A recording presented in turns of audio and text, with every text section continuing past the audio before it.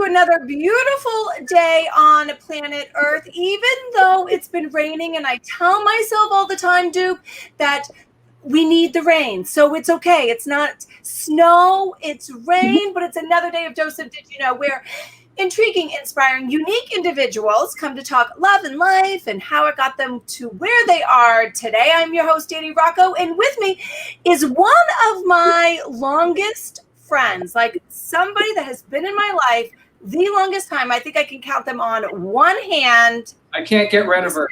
How are you?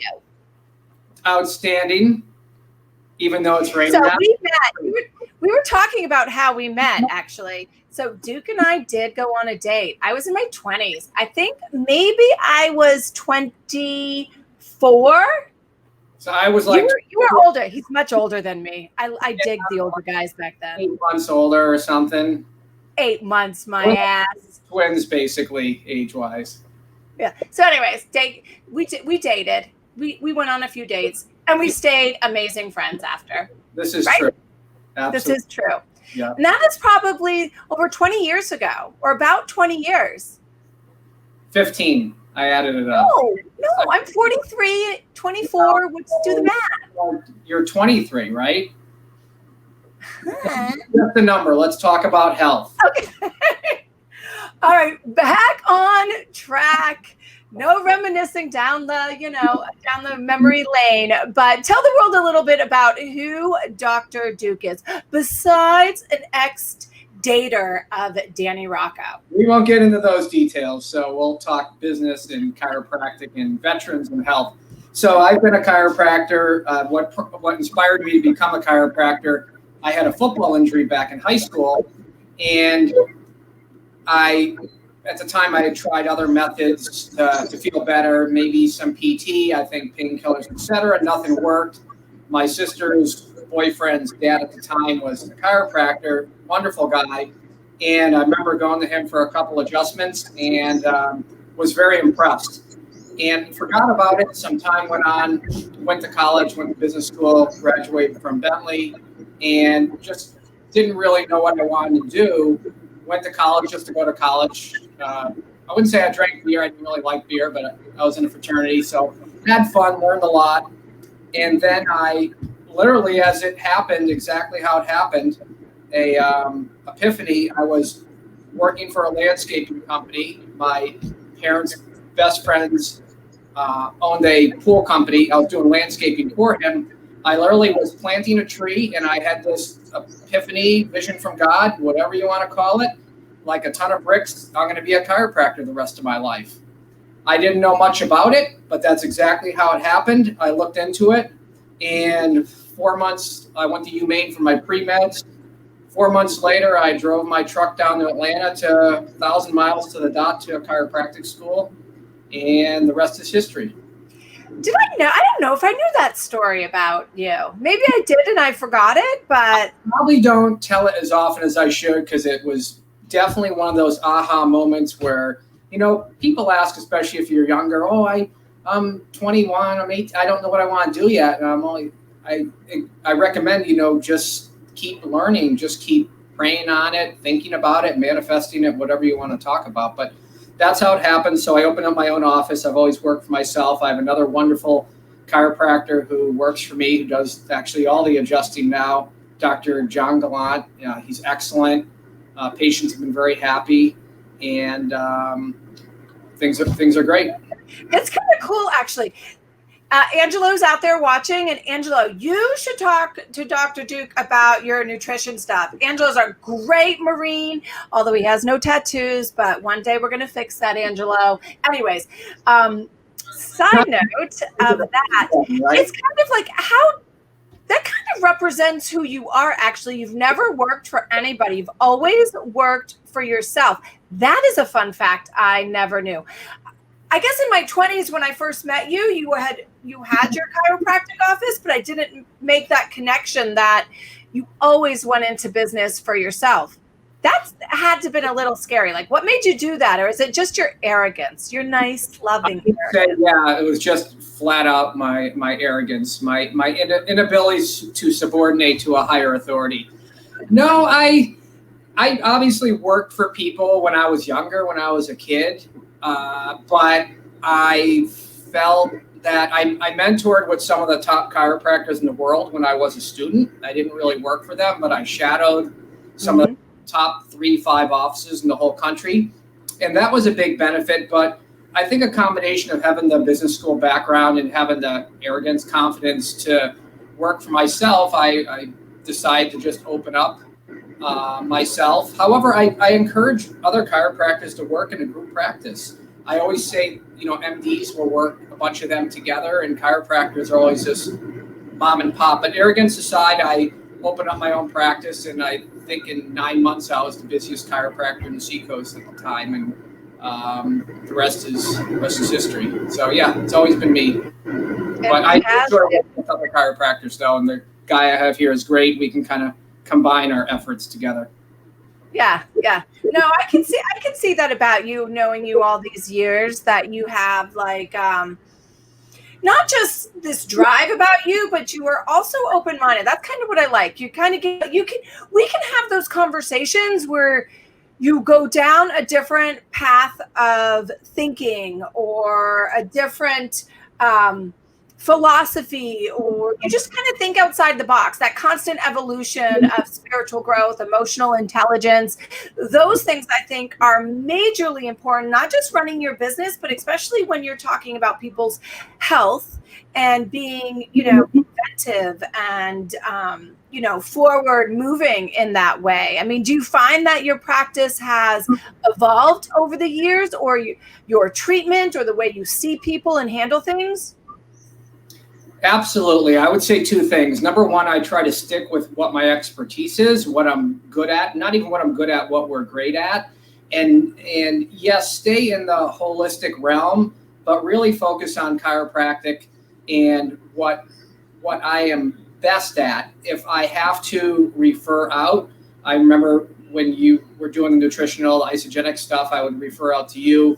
Right now, we're partnering with a woman that does the trapeze type yoga where you're doing in gravity. This woman in Portsmouth, standing, and I would say it's that combined with biochemical individuality. Every person is different. Yes, there are some generalities in what you can do for chiropractic and for health, but every person has a different system. Every person has a different path to healing, and a lot of it is connecting with that person on what motivates them. We find out in the beginning, we ask the person flat out, what is the most important thing in your life right now?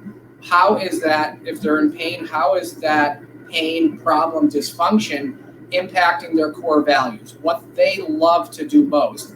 And so they're hiring us not just to get rid of the back pain, but so that they can do the activities that they love most.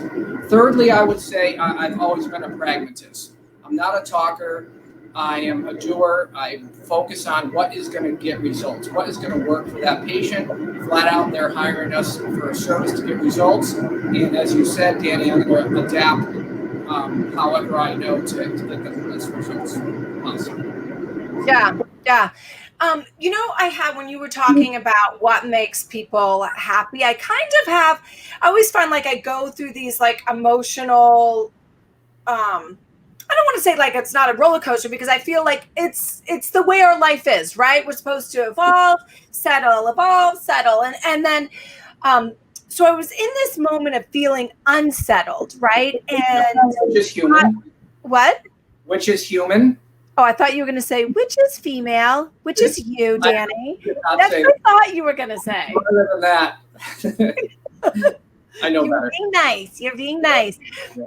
But the point of that is that I was holding in a part of me. Well, just say, because I hate talking like and not knowing, like I'm like this huge lover, and it's something that I've really worked on. I mean, I think you've seen like the evolution of the way I love through the last 20 years of us knowing each other, is that I used to be very standoffish. I never wanted to hug people. I was kind of like guarded.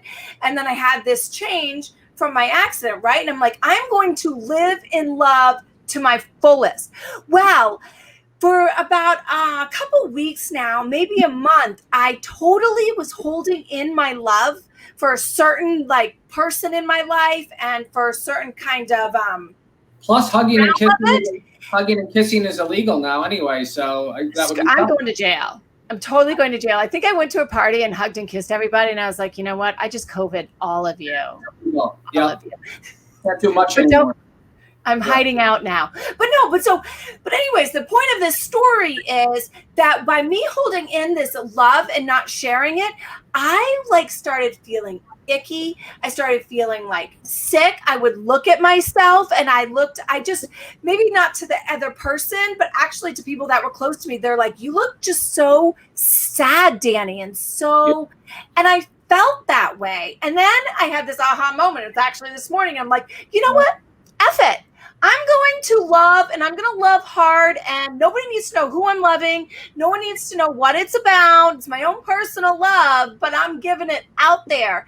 And isn't that kind of how you say with you? I went on this like soapbox tangent here for a second, but about it, that it takes all of that in the healing process, right? Because like I said, I started feeling sick and my head started hurting again. And I was like, I'm like slowly killing myself by not loving. Completely, yeah. Know thyself, and in your case, like hopefully most people, it's know thy evolved self. Because if you had acted that way, which 20 years ago or whatever, it wouldn't have impacted you because that was your normal then. But now that wasn't you being authentic. And I'll tell you what, you could be the best chiropractic adjuster in the world. My opinion, I feel that if you don't truly love your patients, even the ones that are a pain in the butt and annoy you, love them for who they are and pray for them or think about them if that's how you want to look at it. Not every moment of the day, then you're not going to get the best results. It's people are more than just a pile of bones, and there's just more to it. So I totally get what you're saying, and I've always had a lot of compassion for my patients. And of course, a lot of it is me having injuries myself, and I think it allows me to be empathetic and, more importantly, sympathetic to people who feel good. Well, it is true. You actually are one of those guys. When I would have like a mentor or motivator that would come in and speak, I'd be like, hey, dude, you want to come with me? And you were always good for showing up. Always raise my hand, right? Yeah. And talk. Yeah. So tell me about some of the biggest, like, what was there a certain patient, or have there been certain patients that have like kind of changed you and evolved you? Because I feel like, how can you stay completely disconnected? There has to have been something in your life or somebody in your life. Besides me, I know I changed your life forever in a good way. But no, have there been one or two that evolved you as a person? Countless.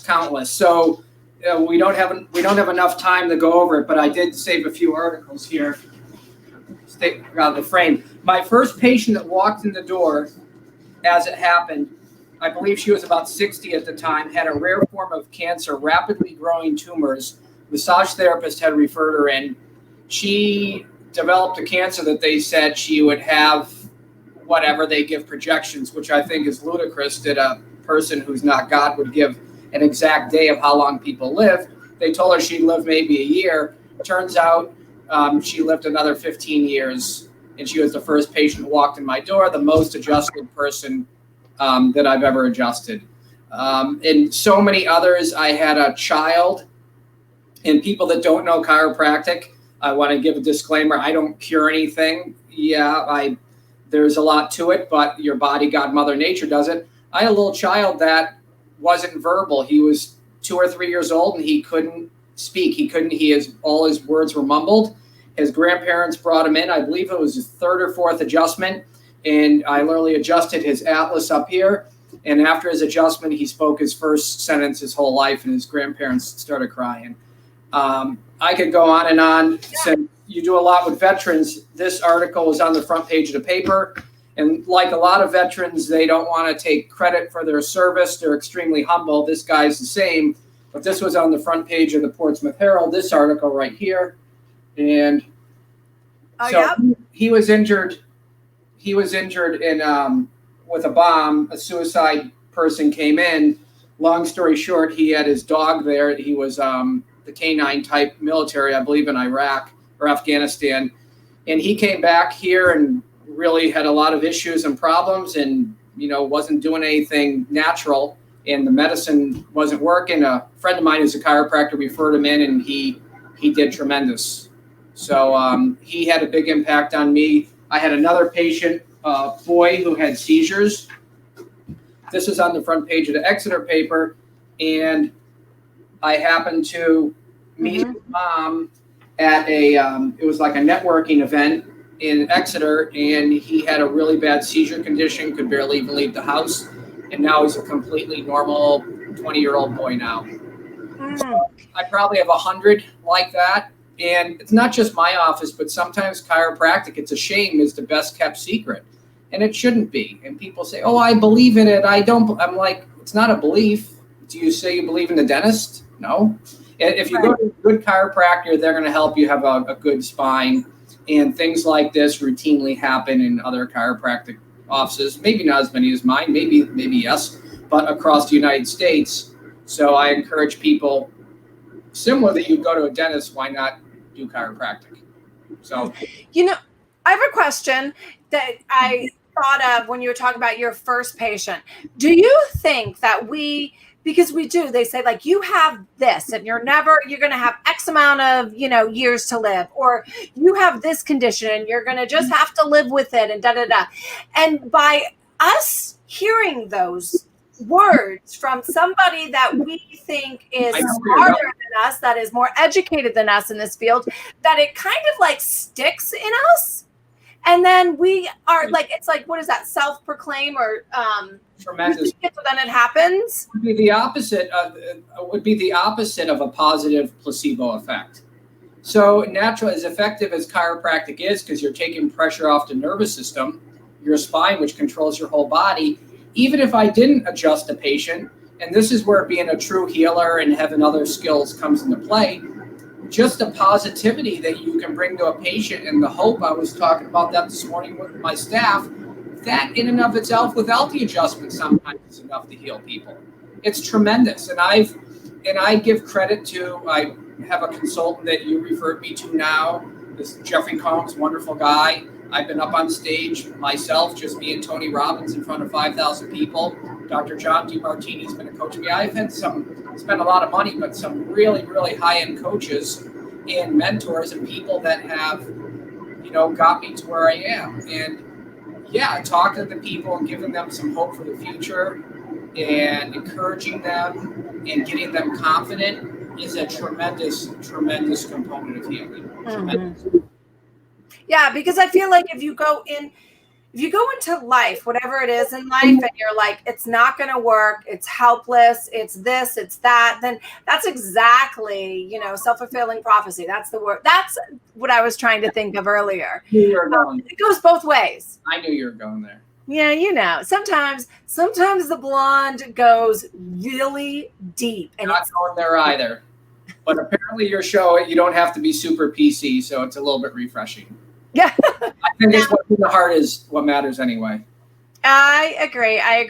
And by the way, you're up there also in my American loving, live free or die state, same kind of philosophy, which I love about you. Live free or die with a mandatory mask. I think they're going to add that to our flag, which I have flying. Yeah, each his own. I think that's nice, the balance in America of people having different views. I feel like the country has to evolve. Everything evolves. Mm-hmm. At the same time, it's and this is why I've never been in the service. I only have one relative who's been in the service, but I have so much respect for our military, and I feel like most people, and you don't have to watch war movies like my dad and I do and study war history like I have. But I feel like one of the biggest reasons I have is A, I think it's interesting and I do like to shoot guns. But B, it makes you appreciate what these people went through. I mean, the average in people, especially younger people, have absolutely no clue. And we, especially today, people take our democracy for granted, our liberties that we have. And if you can go for all the wars, the Vietnam, Korea, and definitely World War II, if we hadn't broke the code for Midway and knew the Japanese code that they were going to bomb Midway and sunk their 3 carriers, if you know history, high probability the Japanese would have won the war. Maybe almost guaranteed, definitely would have attacked California and the West Coast. People don't know this, but things were so close. If Hitler had not gone into Russia, guaranteed 95% chance we would have lost the war, or at least England would have to give up, and today would be different than it was today. But today, and then you look back, this is what gets me. Look at the people that were in the war, Hollywood celebrities back in the day. Lee Marvin, Jimmy Stewart, pro baseball players, Ted Williams, fought for their country, literally got shot. Do you think someone like Tom Hanks would enlist in the military? Are you kidding me? No. What a joke. I mean, what a joke. Come on. And if you don't like the country, which if you don't like it, it's a free country. I have friends that have moved to Europe because they like the lifestyle, the culture, the socioeconomic, whatever, the ideology better. Mm-hmm. Eventually, I mean, if you're going to move, move. And I don't even mean that in a facetious way. It's don't say you're going to move, just do it, like the Nike ad. And if you love the country, try to, make it better, and let's all work together and for a common good. But that's how I see it. That was your soapbox. It was. And I could keep going, but I know you could. Yeah. But time is coming to an end, and I have my last question, and I ask you to answer with the first thing that comes to your heart or mind. No holding back. In this moment right now, Duke, what does love mean to you? Love means to me embracing all aspects of your family, friends, and people you know. Not just loving people that are super nice to you and kind to you and compliment you, but doing your best, to really even love the people that piss you off. And that's difficult, but everyone has a different perspective on things, is coming from a different place, went through a different past. And I think it's best to try to work towards that end and work together. And life is short. We want to do what we can to help each other out and be there as best we can for each other. That's it. That is all he wrote. Well, thank you for always being that steady in my life, being there when I need someone. In the darkest moments, I have called you up, and you have been there listening. I'm still there for you. You are. You're always there. Be there for your 35th birthday next year. Thank you. Thank you. Yeah. We've known each other since I was like 15. Who's counting? Who's counting? That is right. Who is counting? To everybody else out there, remember, as always, love hard, love pure, and love proactive. Until next time, we will see you. Bye-bye.